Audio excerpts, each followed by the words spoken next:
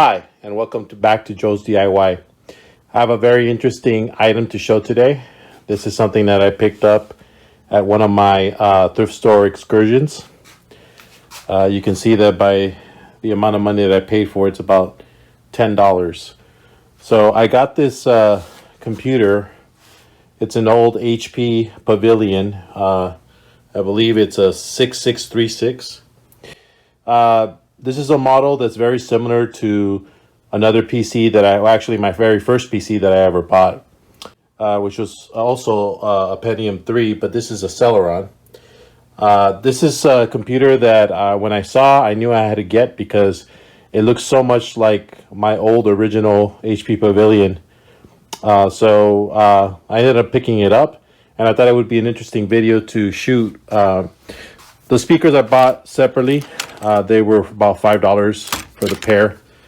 I don't know why they wouldn't include the speakers with this whole setup, but I just ended up picking them up because it would just be nice to have the entire set for once. And then lucky for me, it came with the speakers, and it also came with the mouse and the keyboard. And the keyboard does have some of that damage from the cables being wrapped around it, so you can see that the cable has kind of deformed one of the keys here and has damaged some of the casing in the keyboard. I don't know if I'm going to be able to fix that or not, but I probably will be able to give this a decent cleaning just on the surface just to get this usable. So it appears that it came with a drive that's probably not original because it looks like it would usually be HP branded. Might have came with one of these drives. This is a drive that I actually picked up at the same store, but a couple of weeks ago. This is definitely came off in some type of Hewlett-Packard computer. This is a CD Writer Plus. See if there's any information there. So this is a 8-speed, 4-speed, and 32-speed, which pretty much is the same one as this one. So if this one still functions, I'll probably swap it out with the original one, being that it would probably be a better match. Unfortunately, there's no more bays to put a DVD-ROM in there, so it'll just probably be the CD writer that I install on this machine, just in an effort to make it more original. My old HP Pavilion used to have like this little opening door right here that had an additional, I think it was a USB port, and it also had a 9-pin connector port. So this one is definitely not of the higher end. I mean, this is more of a basic machine, but it definitely has the same kind of aesthetic. You know, kind of like the U face on the faceplate, and little disk drive right here, and it came with no type of card. I mean, I think it only has the Ethernet card, but it looks to me like it's capable of its own sound, and it does have a VGA connector, so you actually don't even need any type of a video card in there, or sound card in there. So, and it does have one of these connectors for a game controller, and it does have a parallel port right there. So this computer is, I mean, for $10, I mean, it came pretty complete. So what I'm going to do is I'm just going to walk you through the process of how I deal with getting new stuff like this, and cleaning it up and getting it ready to turn on. So I think the first thing that we'll do is we'll go ahead and take off this tape, and then I might blow some air into the machine, and then maybe give it a good wipe down with some alcohol and a towel. Okay, so for my taste, if the glue has not settled too much on this tape or adhesive, it's very easy just to kind of peel it off, and hopefully getting it all in one piece. So that would probably be my first recommendation if you're trying to get rid of the tape that comes wrapped all over these machines. Usually, you know, when the people get this at the donation center or whatever, they kind of just, if it goes together, they kind of very haphazardly wrap some tape all over it, just to keep it all together. And as you can see, some of the adhesive already kind of got on this mouse, so I'm gonna have to either get some Goo Gone or some alcohol and try to wipe off this adhesive so it's not sticky when you're using the mouse. The mouse does feel okay. I mean, it's got kind of a contour. It's really dirty down there. Probably would need a good cleaning to the ball in there. But yeah, so just getting it all off on one piece.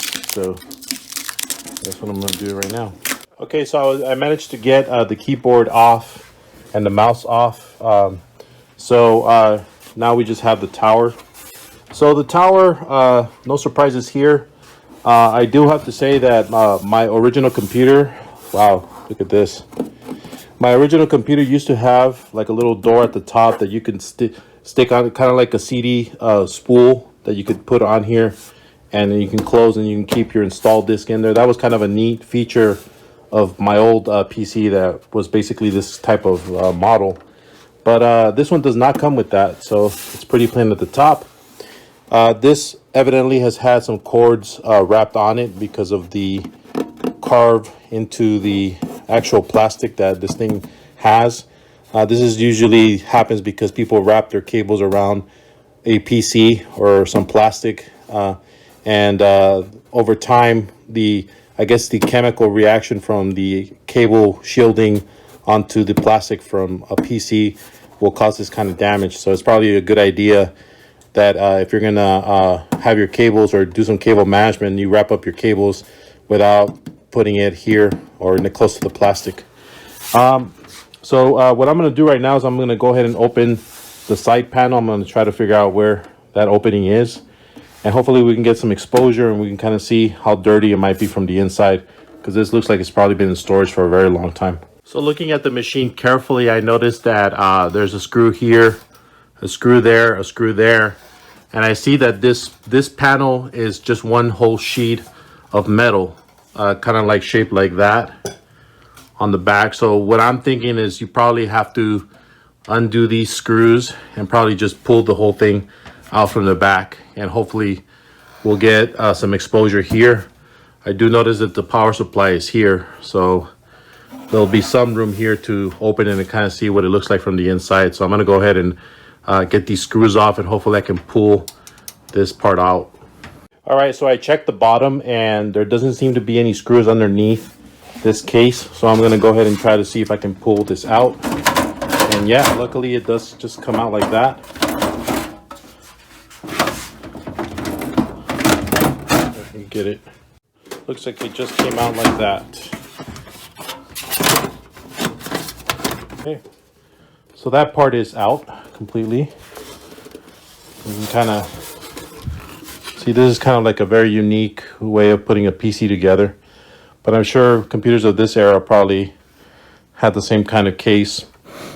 There you can see that this has kind of like a hollow top with some steel in the bottom, and then the plastic covering on the top. So just like that. And then we can see the insides of the computer. Let's go ahead and take a look at that. So there's a good view of the back, and then we'll take a look at what's inside. Okay, so very small in here. I think this power supply is going to really be in the way. But you see that it is a little bit dusty, but I do think I see, well, no, that's not rust. Good. I think that's just, or it might be rust. I think it might be rust. So before I do anything, I'm just going to go ahead and give this a good dusting. So I'll show you how I do that. But there's not very much I can see from here. It's got a very tiny power supply. I think this power supply is pretty small. But we'll go ahead and see what's inside once I get it cleaned out. I'll go ahead and start setting that up. Okay, so I just realized that this power supply is covering a substantial part of the board. I would probably say it's covering about half of it. And that's no good because what I want to do is I want to get all the dust out of here and blow that air through it. So what I decided to do is I'm just going to go ahead and take off the power supply just so that I could have more room where the dust can come out. And if necessary, I can blow some air through the power supply and get some of that dust that's inside. I probably won't take it apart because I'm not intending on dedicating too much time on this machine yet until I know that it works, or I can get it working or do something with it. And I'm also kind of curious to see how many RAM ports this thing might have, because I do have some RAM sticks, so that we could probably give it a little bit more power on boot up and then on opening some applications. So I'm going to go ahead and remove that power supply first. I actually did manage to get the power supply out, and I ended up having also to pull out that CD drive.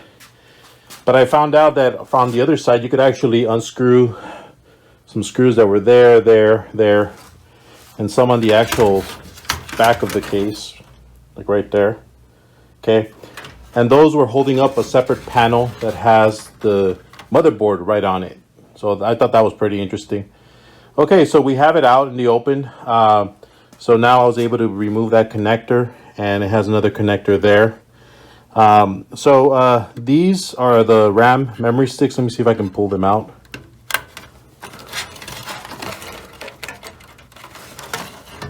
Hopefully without wrecking this thing. Okay, so I got, let's see what we got. It's hard to see. Can't really tell what that is. And there's nothing in the back. So, I mean, if I had to guess, this is probably either 32 megabytes or 64 megabytes. Let's see if the other card says anything.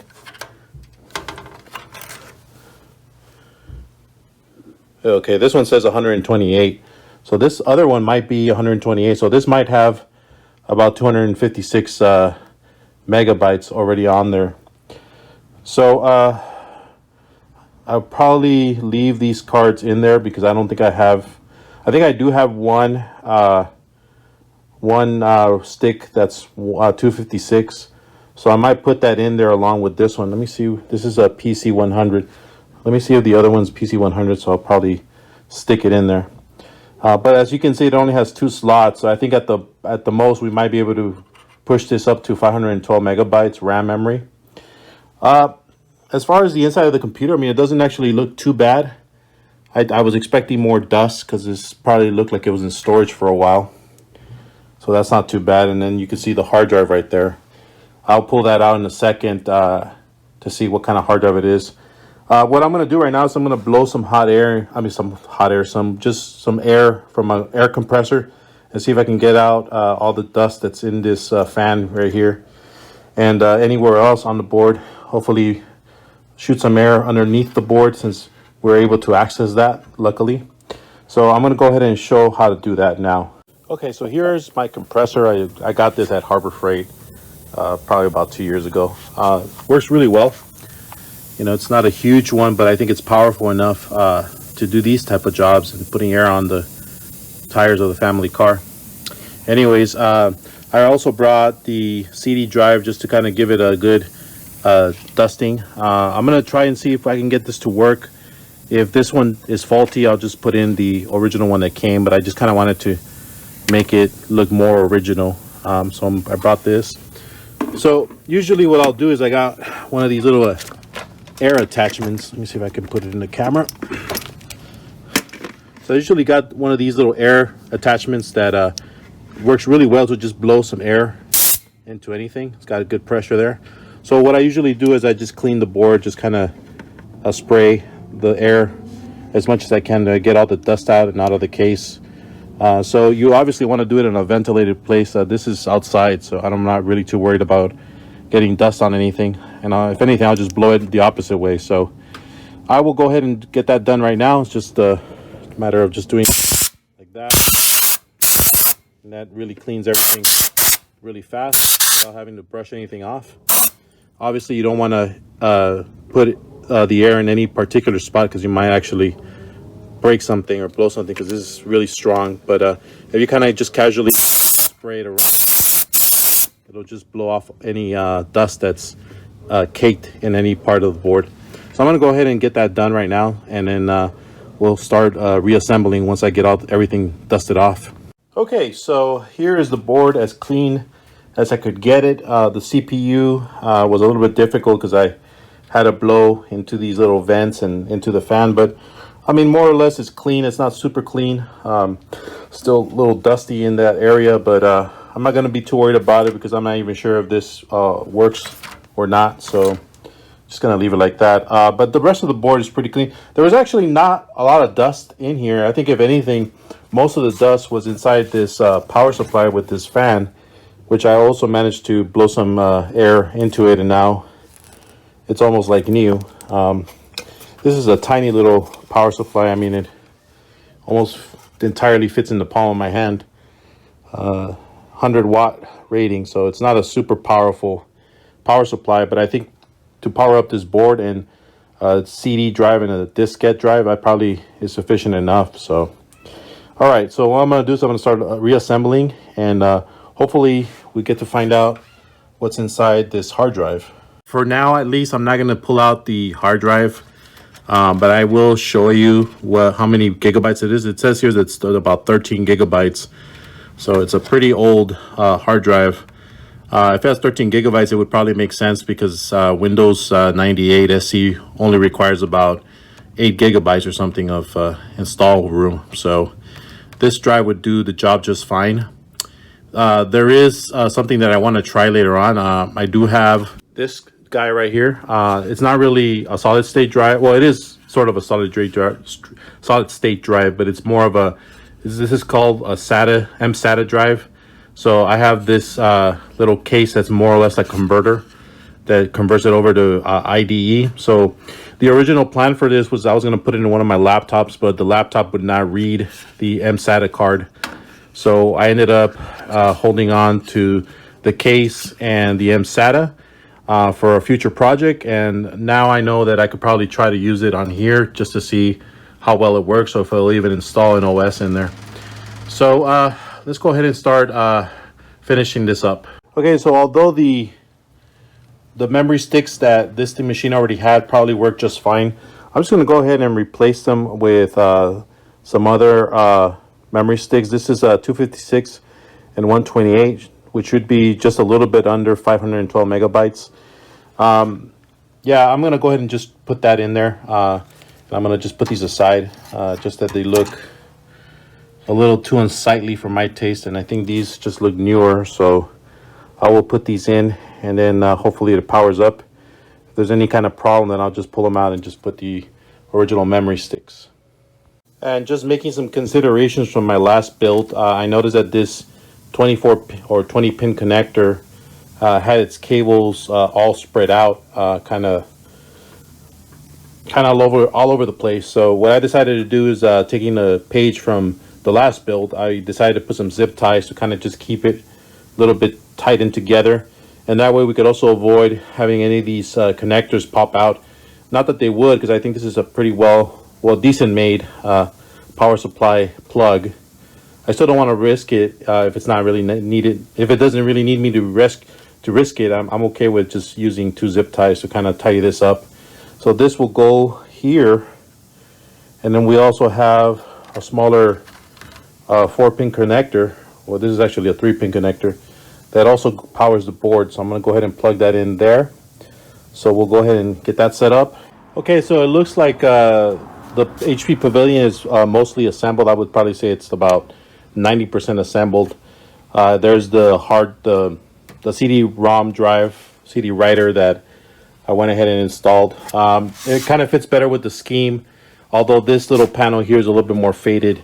So it does stand out just a little bit, but I think it looks a whole lot better than that other Vage one that it had, which is a little bit out of place. And everything's connected right back to how it was. So what I'm going to do now is work on the keyboard and try to see if we can get it cleaned up. And I'm probably just going to blow some dust in, I'm probably going to blow some air into the keys just to get any grime and dirt out of there. And I'll probably do the same thing with the mouse. I might clean the mouse just to make sure that it can function correctly, and then set it all up with the speakers. So these speakers, I think they've never been used. I think that has the original twisty tie cable here. I mean, maybe it might have gotten used once, but they look pretty clean. They weren't even dirty at all. I just went ahead and took off the label, which I might, there's a little bit of label residue that I might clean off right there. So I'm just gonna go ahead and remove that and then set this up. These speakers are not active, so they're not powered at all. So I'm kind of wondering what kind of power they're actually gonna have. I mean, they're Polk Audio, and they have the little tiny speaker in there. So we'll try them out. I mean, I'm sure these are going to be good enough for the sound that we're going to get out of this machine. Okay. One thing I always try to do is get a bunch of these from Home Depot. These are these little network connector zip ties, but I like to use them a lot for cables that are not that thick like these. They're perfect because all you got to do is wrap them up onto the cable, and they permanently stay there. So if you ever need to unroll some of the cable, you can, and extend it, but still keep it neat by tying it up when you're done, since this thing is Velcro. So I highly recommend getting these for cable management. It's very helpful. I'm going to go ahead and put one of these zip little ties. They're not really zip ties. They're more like Velcro ties. I'm going to go ahead and put one of these into the cable so that we don't have this big long cable hanging around. Okay, so I'm going to work a little bit on this mouse. I usually like to have cotton swabs to clean these little wheels that are inside, but unfortunately I don't have any cotton swabs with me right now.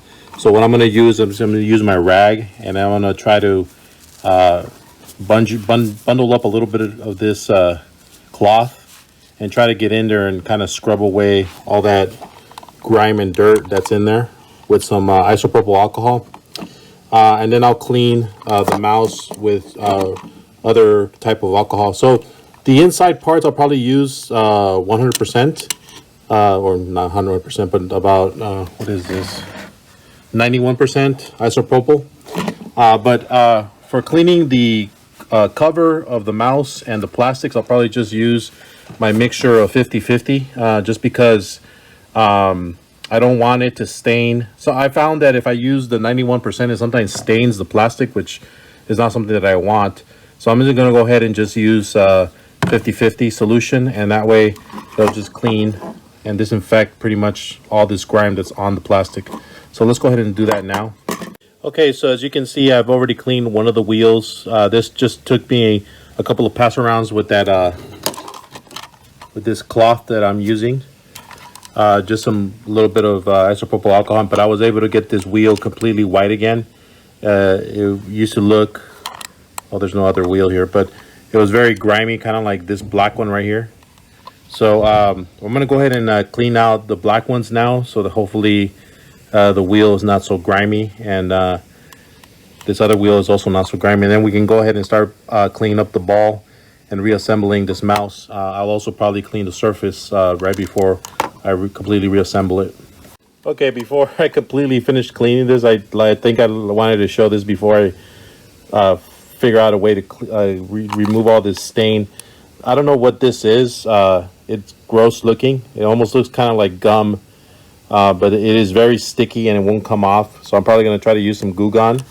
As you can see, the top is pretty clean already. Still a little grimy on the little vents, but I'm going to give it one more go around before I finish assembling it. But I just wanted to show this. I guess this is from rubbing on a surface, and just the gunk that ends up getting caked on there, and it's almost like glue. I can't really get it off, not even when I scratch it with my fingers. So I'm probably gonna just get some Goo Gone and try to remove it as the last step to cleaning this mouse. But I just wanted to show how gross that looks. I just think it's funny. Here I have the ball that goes inside the mouse. You can see it's a little fuzzy and dirty. So what I'm going to do is I'm going to take some alcohol, and I'm going to try to clean it as best I can. Hopefully I can get all this dirt off of it, and then we should have a pretty good connection between the rollers and the ball inside the mouse, so the mouse will move very well. So I'm going to go ahead and do that now. It's a lot cleaner now. I always have fond memories of these mouse balls because I remember when I used to be in a computer lab, it wouldn't fail that someone would take apart their mouse and you'd see this thing bouncing all over the classroom, and the teacher getting really upset for destroying school property. But yeah, so anyways, I'm gonna go ahead and put this back into the mouse and then we'll see the end result. Okay, so here's the mouse all cleaned up. As you can see, I removed all that scum or grime or whatever it was that was underneath the mouse. The stuff was even on this little circle lid for the ball, but I was able to get all of it off. So yeah, so I think this is ready to go. I'm gonna go ahead and just give a quick wipe down to the keyboard, and then hopefully we get this thing turned on. Okay, so here's the keyboard, and as you can see, it's pretty filthy. It's probably going to require a good wipe down. There's damage from that cable being wrapped up there and there. So I'm not going to worry too much about getting this too pristine. I mean, I'm going to give it a good wipe down. I'm sure that this discoloration has to be remedied with probably peroxide, but I'm not going to do that yet because I want to see if the computer works at all. So I'll give it a good wipe down the cable so it's a little cleaner, and then we'll hook this last part up. Okay, so here's a view of the keyboard as much as I could have gotten it clean. Obviously, there's a lot of dirt and grime that are basically between the keys, and if I want to really clean this keyboard later on, I'll probably pull out all the keys and do the whole 9 yards of cleaning, giving it a deep clean. But for now, I mean, I think none of the keys are stuck. I mean, they all function pretty well, so I'm not too worried about any keys not working. And these plastic buttons are not sticky at all. It looks like they all work correctly. So I think now we're going to go ahead and plug this in and then finally turn this computer on and see what we have. Okay, so here's the computer completely assembled with most of its original parts. Obviously the screen is from another computer, but it definitely fits the scheme well enough. Okay, so what I'm gonna do is we're both gonna discover what's in this computer. I'm just gonna go ahead and plug it in. I have a feeling that once I plug it in, this thing will automatically just turn on, so I'm gonna keep the camera on while I plug it in. So here we go.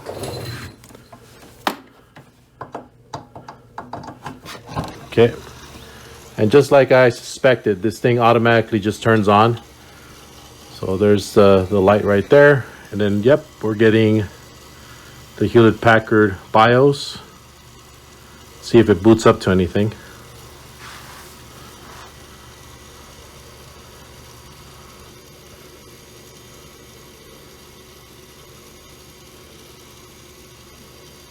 All right, so we're not getting anything. So what I'm going to do is it might be the RAM memory that I shoved in here that won't let it boot. So what I'm going to do is I'm going to go ahead and put in the memory sticks that I took out and then try to reboot it again. Okay, so this is with the RAM switched back into the machine. I pulled out the RAM that I installed. All right, so I'm going to go ahead and just plug the machine as is. Okay, and automatically turns on again.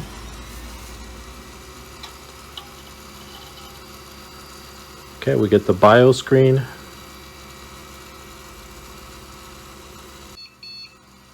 All right, so it must have been the RAM that I installed. Okay, and there it's telling us that the date and the time are in error, which is normal. Probably need a new CMOS battery. All right, so we'll go ahead and press F1 just to make sure that the settings look right. So that's the BIOS. It's a Phoenix BIOS, and so it's definitely identified the memory bank, and doesn't really say what CPU is in there. Let's see. Oh yeah, there it is. Celeron 500 megahertz, 128 kilobyte cache. Okay, and then it says that it's got Windows 98 installed, so that's no surprise.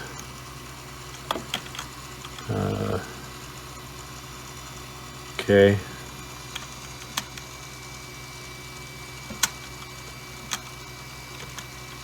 Okay, so I think we're gonna go ahead and just let this boot.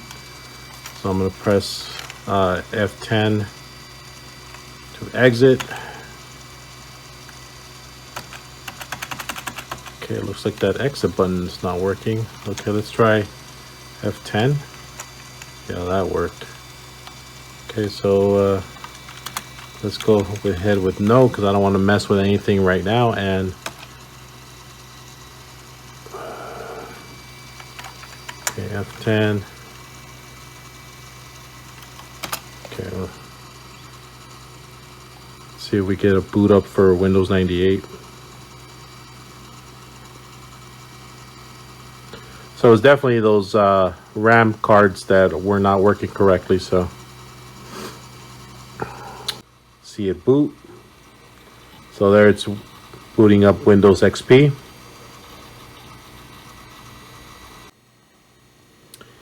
Okay, so the speakers work fine. I'm gonna go ahead and use one of the usernames on this computer.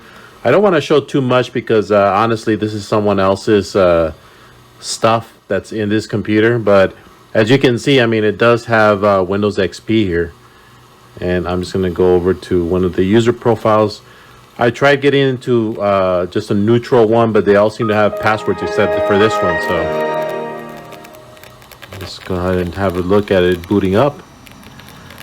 Okay, so this is someone's desktop. I mean, it looks kind of like a kid's desktop. So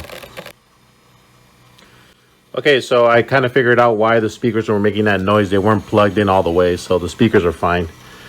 But we're getting pretty decent sound here, and yeah, it's there's some software here, antivirus software. So this is someone's desktop that they had here, and from looking at some of the files, I noticed that some of the probably the last time that this computer was used is back in 2008, just because of some of the documents that I opened up on here, and I was able to see that the last time anyone had made any changes to the document was back in 2008. So that's probably the last time this computer was turned on. And if you notice, I mean, this, let me just see what service pack this computer has.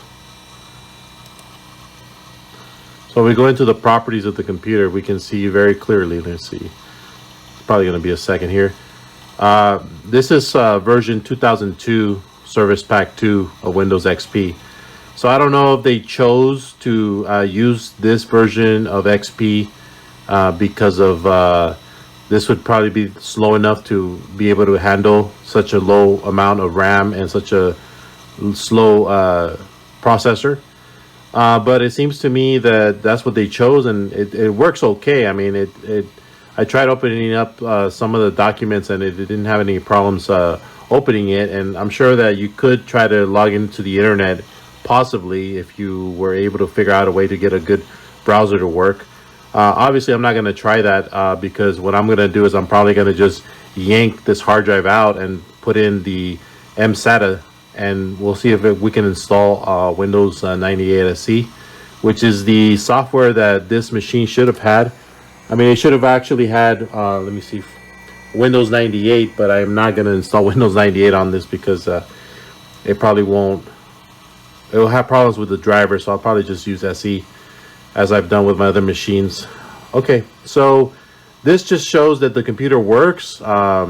This also confirms how much RAM it is and what kind of processor it has. So I think the next step is we're going to have to go inside this computer and yank out that hard drive, and then we're going to put in the solid state drive. That way we can get this machine to operate on a different operating system.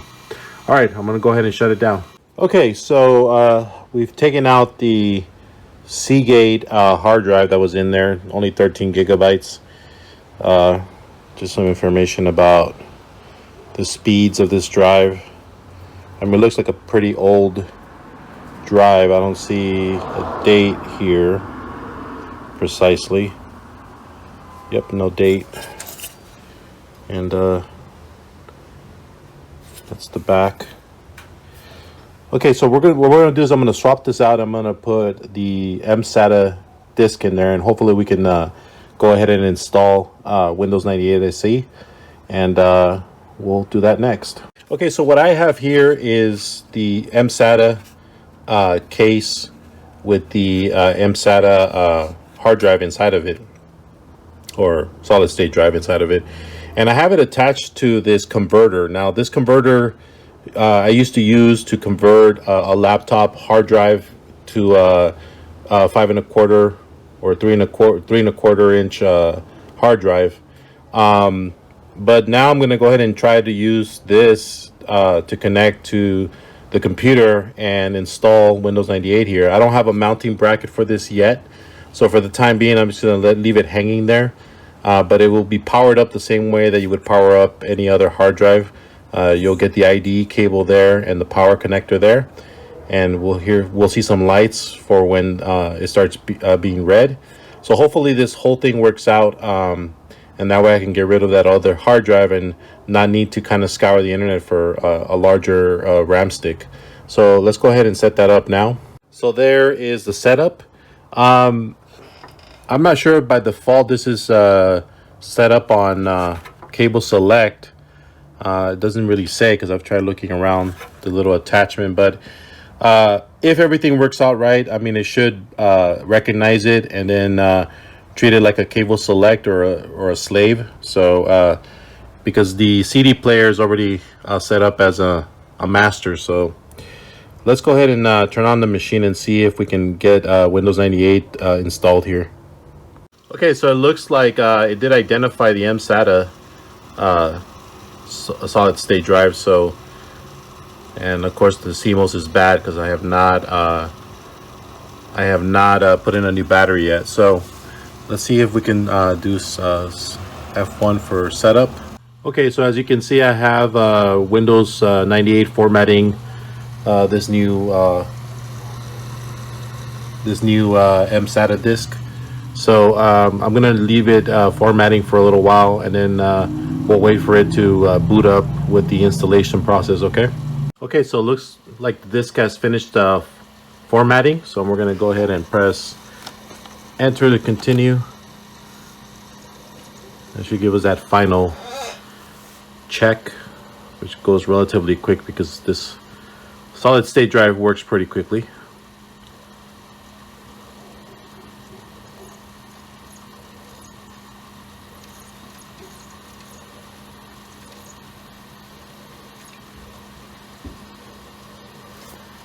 All right, so let's see if we can get this started. I probably won't go through the rest of the setup because I'm sure everyone's already seen, or anyone's watching this video has already seen the installation process of a Windows 98 setup. So I'm probably not going to sit through this and go through every part. So we'll just skip up a little bit and see once Windows 98 is already installed. So unfortunately, I had to pull this CD drive out of the computer because it wasn't reading the disk quick enough, and it was just taking a long time to install Windows 98. Plus, it already crashed, so I'm in the process of installing it all over again.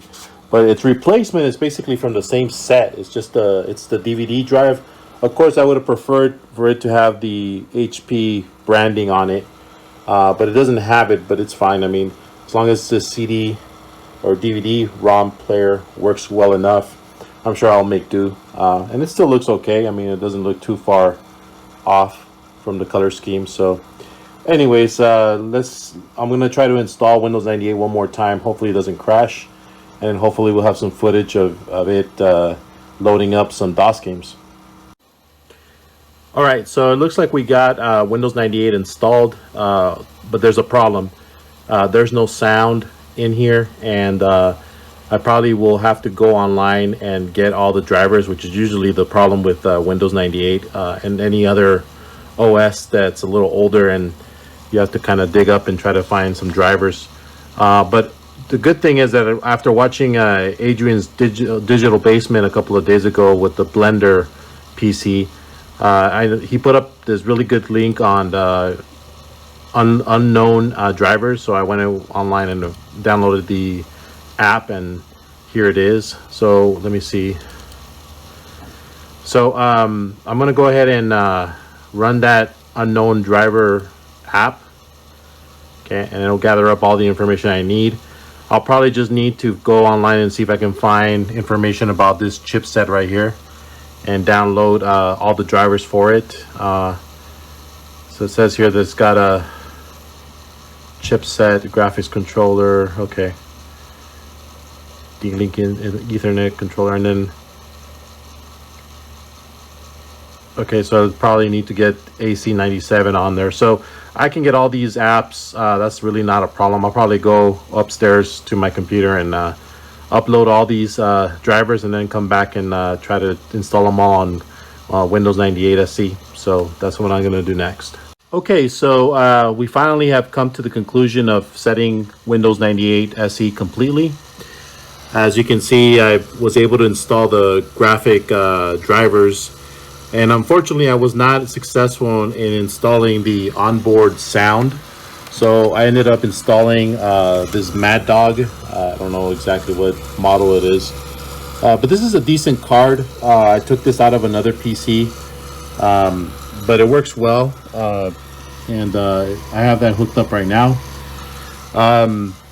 And, you know, the graphics, onboard graphics are okay. I did have a few concerns. Let me see if I could just show. So when I set this up, I had it at 800 by 600, and let me just show you what it was doing. It's just I don't know if it's something bad with the board or something, but so let me just show you. So I don't know if the camera's catching that, but there was like some jitteriness from the board. I don't know what that might be. I do have a video card, but this computer does not come with a video card port. It does have a PCI port, so I'm wondering maybe what I can do is I can try to see if I can get that graphics card working. But that's only if I wanted to run a higher resolution. With the games that I'm going to use, probably 640 by 480 is going to be just fine. We don't need to run it higher than that because most of the DOS games won't run any higher than that. So I'll probably just end up just leaving it like that. So let's go ahead and try out some DOS games, and we'll hear the sound that this thing can make, and we'll get it all set up.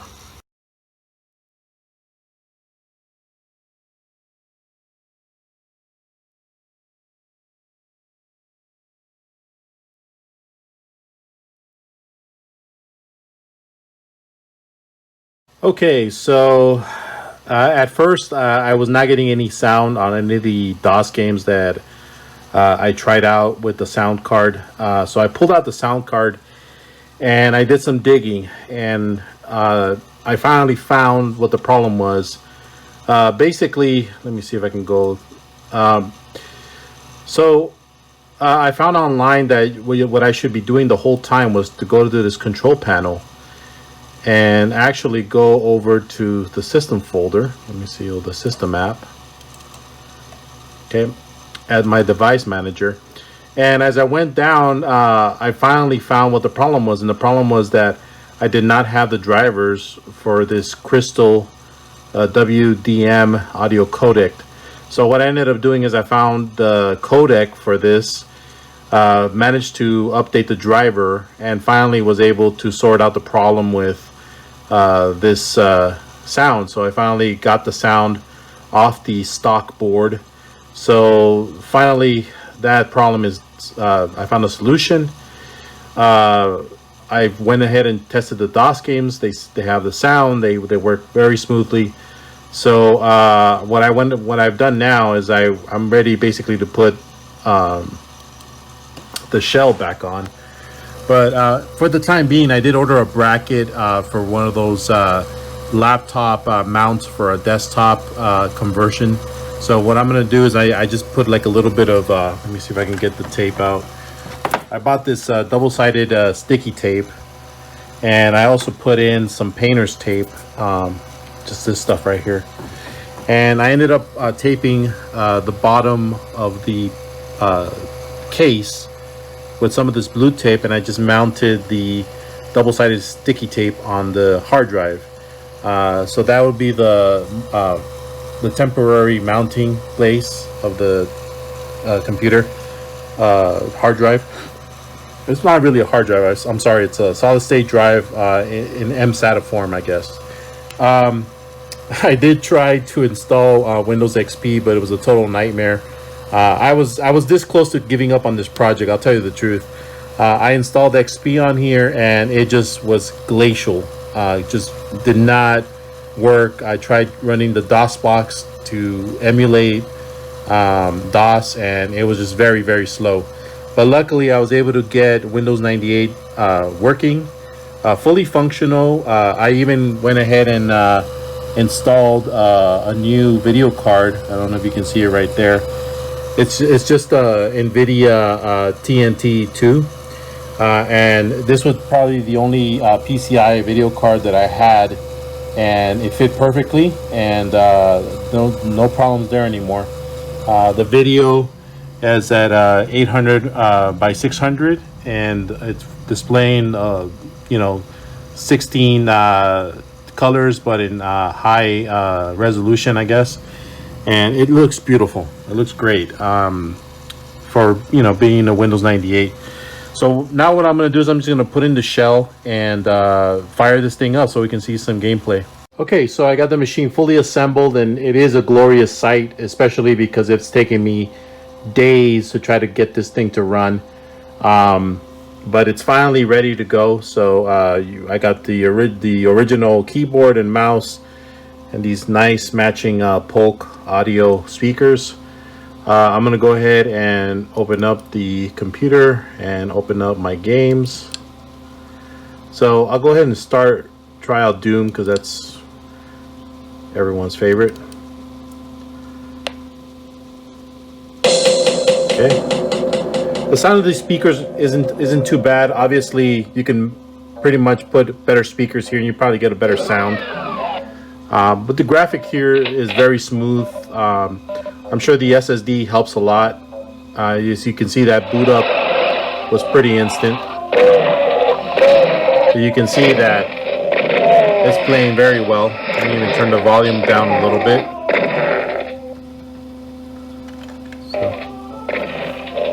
So Doom is working perfectly on this 20-year-old computer. Okay, let's go ahead and try another game. Here's one of my childhood all-time favorites, Descent. This working on this computer really sealed the deal for me. As you can see, the sound is coming out.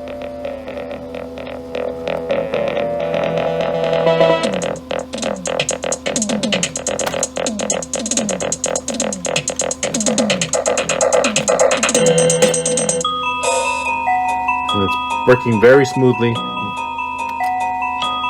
the way this computer should have always been working out of the store. But unfortunately, in 1998 or 1999, they did not have SSDs that were cheap, So it's getting an upgrade. 20 plus years, but it's a glorious sight, I'll tell you the truth.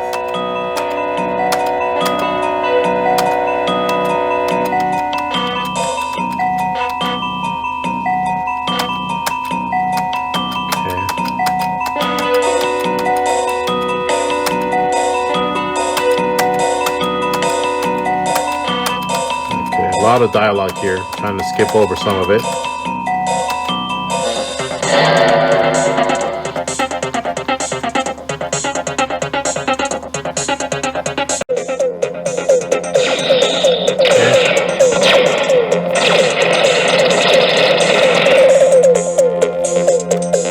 And that plays really well. Not at all fast.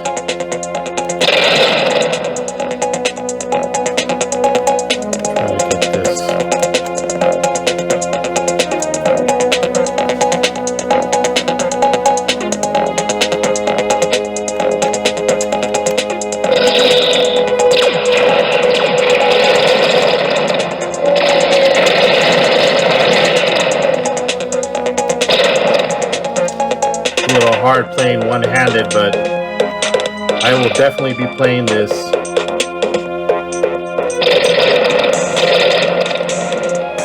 Awesome.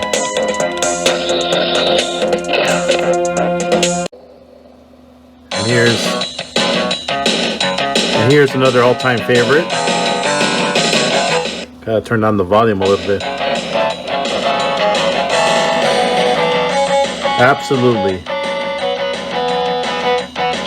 And it runs beautiful. Absolutely no problem loading. I mean, that is smooth as you can get.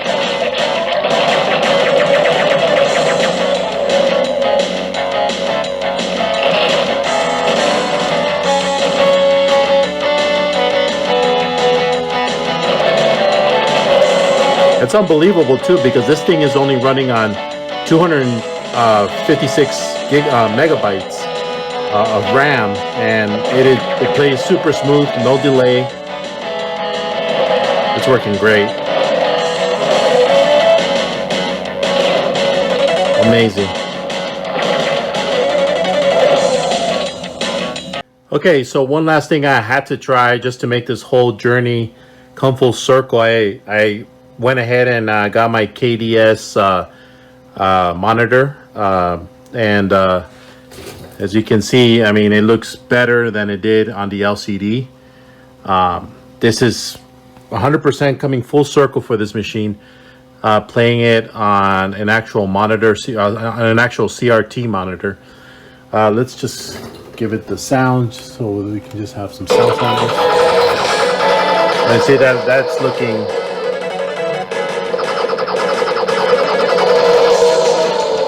I mean, it's great. I mean, just look at that.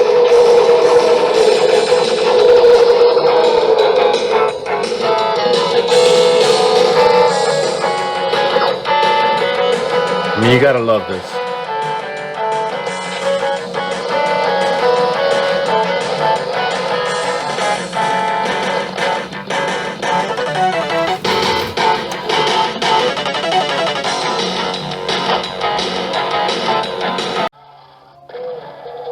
And even Doom just has a much clearer resolution on the monitor.